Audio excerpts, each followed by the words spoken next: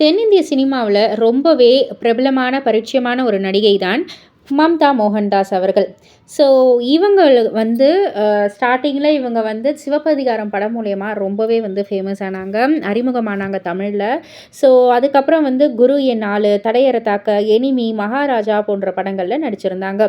சினிமாவுல தனக்கென்று ஒரு தனி இடத்த உருவாக்கியுள்ள நடிகை மம்தா 2 முறை புற்றுநோய் பாதிப்பால அவதிப்பட்டு, அதன் பின் அதிலிருந்து மீண்டு வந்து ரசிகர்களுக்கும், புற்றுநோயால் பாதிக்கப்பட்டவர்களுக்கும் ஒரு நம்பிக்கை அளிச்சாங்க.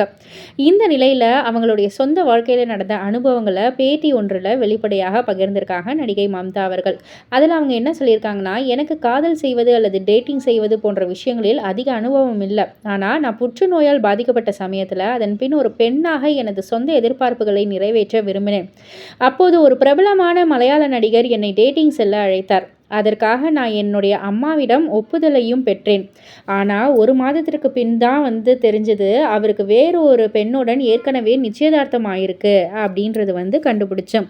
அதை என்னிடம் அவர் வந்து மறைச்சிருந்தாரு. அது ஒரு உண்மையிலேயே அதிர்ச்சியான ஒரு விஷயமா தான் அமைஞ்சது. அதுக்கப்புறம் நான் வேற ஒருவர சந்திச்சேன்.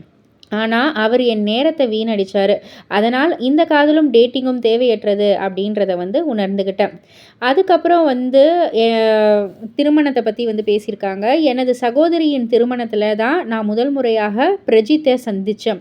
எங்கள் இருவருக்குமான பிடித்த விஷயங்கள் பொதுவானதாக இருந்ததால திருமணம் செய்து கொள்ள முடிவெடுத்தோம். எங்களுடைய திருமணம் மிகவும் எளிமையான முறையில் நடைபெற்றுச்சு. திருமணத்தை வாழ்நாள் முழுவதுக்குமான உறவாக நினைச்சேன். ஆனால் 6 மாதத்தில் நாங்கள் பிரிய நேர்ந்தது.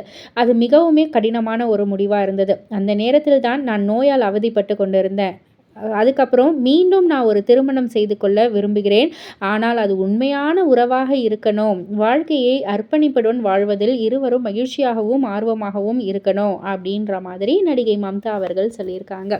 ஸோ இத பத்தி நீங்க என்ன நினைக்கிறீங்க? உங்களுடைய கருத்து என்ன? அப்படின்றத கீழ உள்ள கமெண்ட் பாக்ஸ்ல குறிப்பிட்டு சொல்லுங்க. மறக்காம சேனல சப்ஸ்கிரைப் பண்ணி பக்கத்துல உள்ள பெல் ஐகான கிளிக் பண்ணிடுங்க.